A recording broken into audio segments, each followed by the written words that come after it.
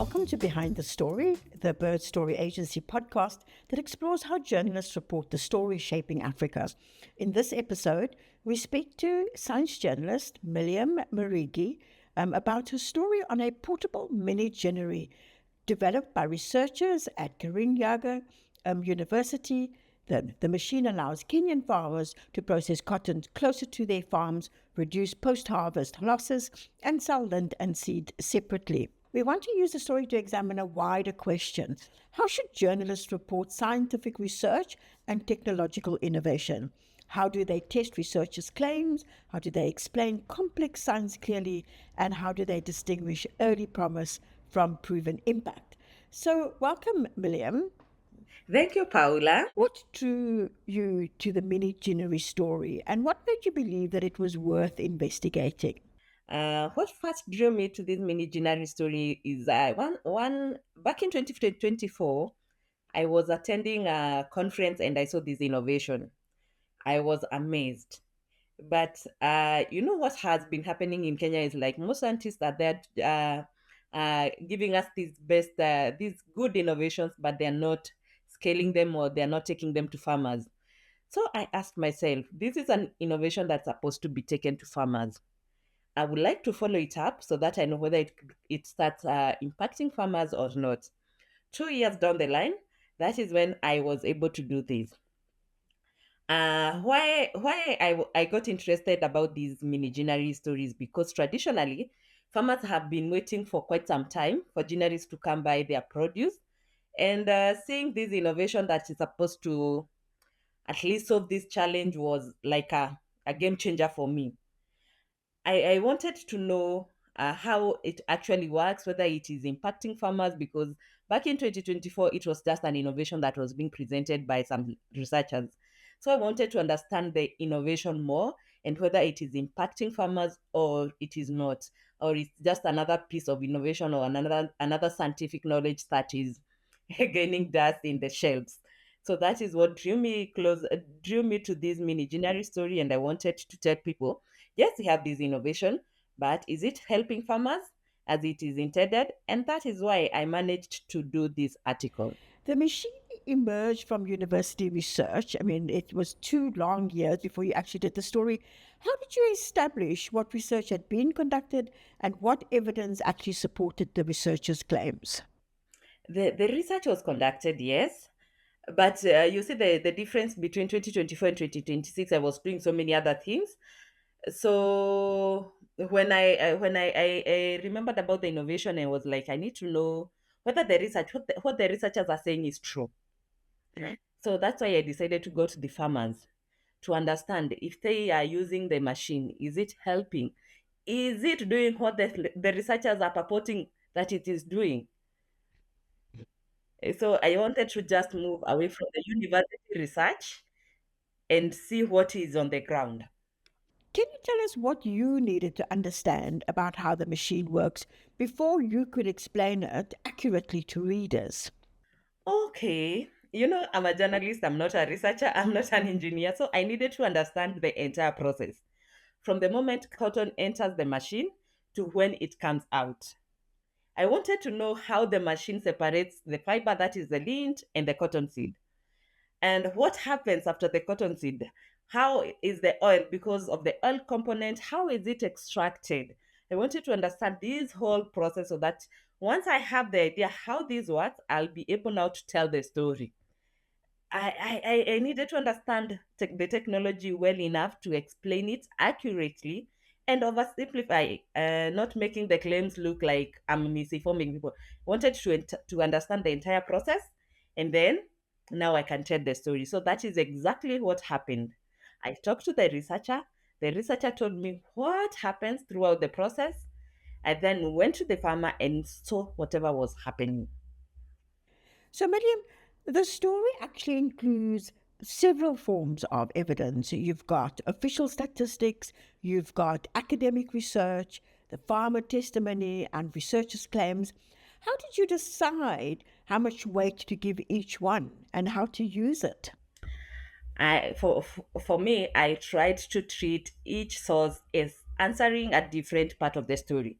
because the researcher can tell me this machine is doing one, two, three, but when I go to the farm or talk to the farmer, the beneficiaries, this is not what is happening. So I treated each source to answer a different part of story.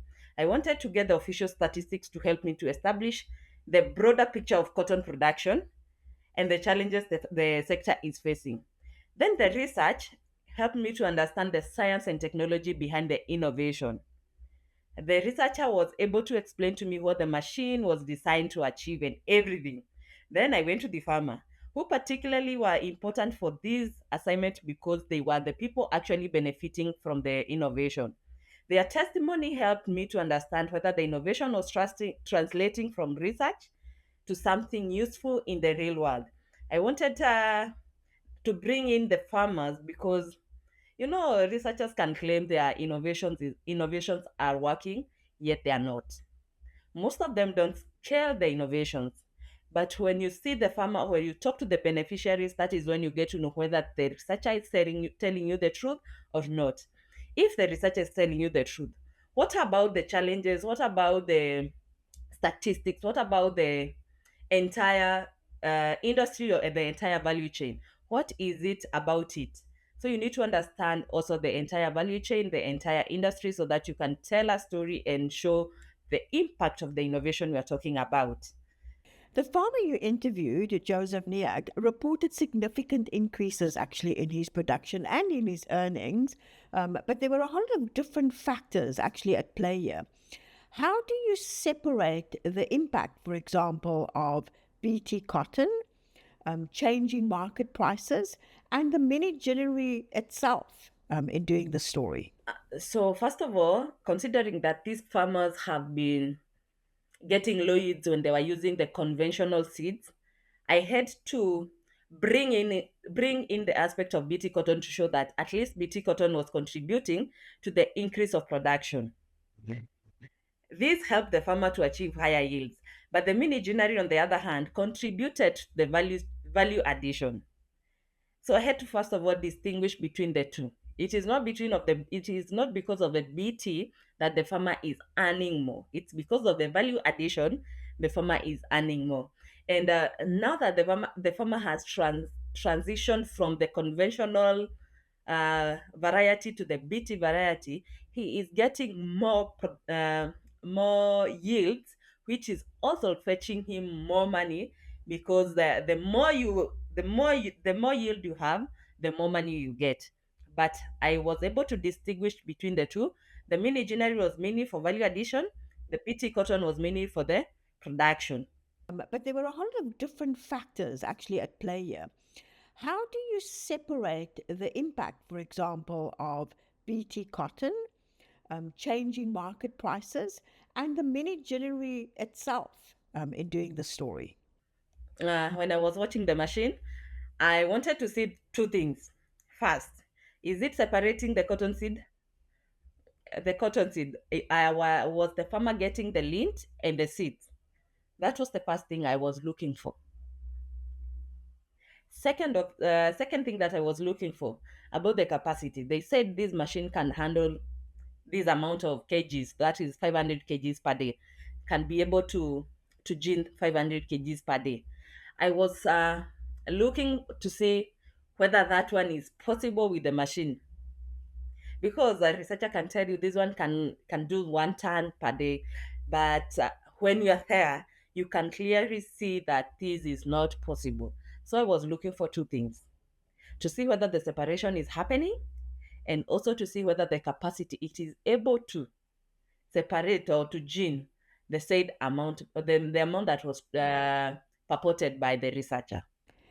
So tell us, what questions did you ask about the innovation's limitations, including its capacity, the cost, the maintenance, and whether farmers can consistently find buyers for their lint and seed? The most interesting bit of this machine is it comes with an oil extractor, and I was so interested to see how the community is utilizing these oil extractor. But I was surprised when I got to the farm and saw that the whatever was being done was done with sunflower seeds, not cotton seeds. Then I asked them, why so? They told me because cotton seed can't be consumed like immediately after you extract them from the seeds.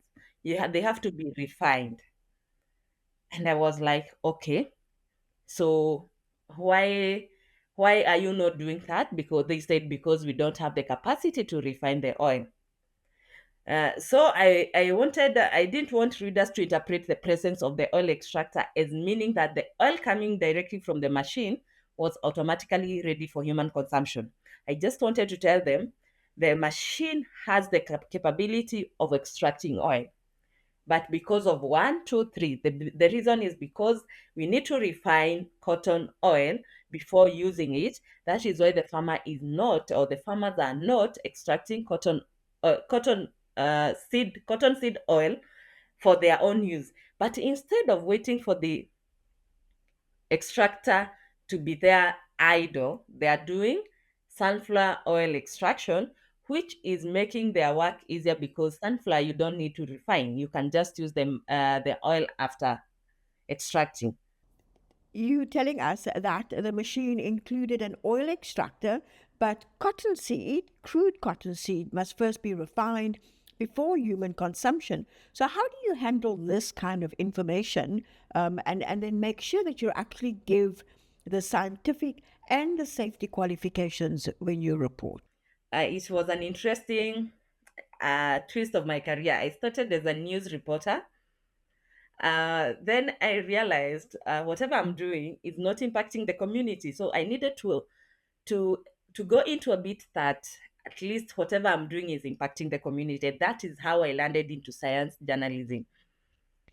I decided to be a science journalist because I want to help the community. I want to help the community understand what the researchers are doing. I want to bridge the gap between the researchers and the communities because most of the researchers are not science communicators and they have beautiful, beautiful, beautiful ideas.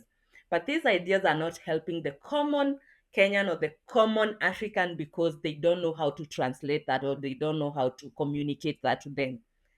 So I realized that with science communication, it comes with a lot of reporting on stories that are affecting or impacting the community. So when I started doing it, I fell in love with it, and I was like, this is where I'm supposed to be. So that is how I ended up as a science reporter because it, first of all, creates an impact. I want to see and I want to make sure that whatever the scientists, the researchers are doing gets to the communities and they understand what they're doing and there is impact from whatever they are doing. William, how did you start out in science journalism? What made you decide to take this path? Wow, wow. You know, in Kenya, we don't actually have a specialized science journalist. You just get into the newsroom and then you decide from when you're inside the newsroom, you decide, oh, which bit do I want to be, which bit do I want to be reporting at. So, I would like my best advice would be don't be intimidated by the science, but don't pretend that you understand the science. If you don't, if you don't understand, just tell the person you are interviewing, can you explain it in another way? This can actually lead to some of the best explanation in a science story. We are journalists, we are not scientists. We understand communication, but scientists don't know how to communicate. So always, if you don't understand, don't be afraid to say, I don't understand. Explain that further. Additionally, you can look for possible uh, independent experts when it is necessary, when it is possible. Because some science stories you can't look for independent experts. You can examine also, make sure that wherever the story you are writing about, you examine the evidence behind the claims. Speak to the people, speak to those affected by the research, and look for limitation and unanswered questions. Because if you don't look for these, you might be telling a very beautiful story, but you might be misinforming people. So Don't behave like a scientist, you're a journalist. When you don't understand something, say you don't understand. And people will be willing to explain to you what their innovation or their scientific knowledge is all about, and you'll be able to explain that in a very simple term without using the jargons. Milliam, thank you very much for your time. That was Kenyan journalist Milliam Murigi discussing how she reported on a locally developed mini-ginnery that is helping Kenyan cotton farmers process their harvest closer to home. I think Milliam's reporting really has so many great lessons in it, but it reminds us that science journalism requires more than simply describing an exciting invention. It means examining the evidence, testing claims against real world experience, explaining uncertainty and limitations, and asking whether an innovation can move from a promising pilot to a practical solution at scale. You've been listening to Behind the Story, a Bird Story Agency podcast. Thank you for joining us.